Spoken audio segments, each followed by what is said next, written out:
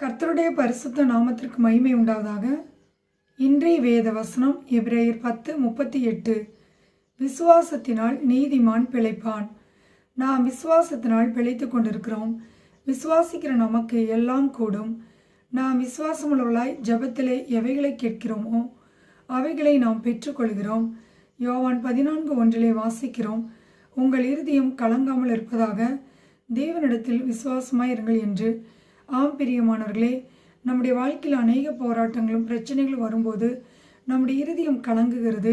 இப்படிப்பட்ட நேரத்திலே நாம் கர்த்தரிடத்திலே விசுவாசமாய் இருக்கும்போது விசுவாசமே எல்லாவற்றையும் ஜெயிக்கிற ஜெயமாய் இருக்கிறது. ஆம் பிரியமானவர்களே, நம்முடைய வாழ்க்கையிலே நாம் விசுவாசமாகிய கப்பலை சேதப்படுத்தாமல் நாம் தேவனிடத்திலே விசுவாசமாய் இருக்கும்போது வெட்கப்பட்டு போவதில்லை. விசுவாசத்தினாலே நமக்கு எல்லாவற்றையும் அவர் கொடுக்கிறவராய் இருக்கிறார். நம்முடைய விசுவாசத்தை துவக்கிறவரும் முடிக்கிறவரும் இயேசு கிறிஸ்து. நம்முடைய பாரமான பாவமான எல்லாவற்றையும் தள்ளிவிட்டு நாம் அவரிடத்திலே விசுவாசமாய் இருக்கும்போது நாம் அநேக ஆசீர்வாதங்களை பெற்றுக்கொள்கிறோம். நாம் பின்வாங்கி போவோமானால் அவர் நம்மிடத்திலே பிரியமாய் இருப்பதில்லை. ஆம் பிரியமானவர்களே, விசுவாசத்தினாலே நாம் தேவனை பிரியப்படுத்துகிறோம்.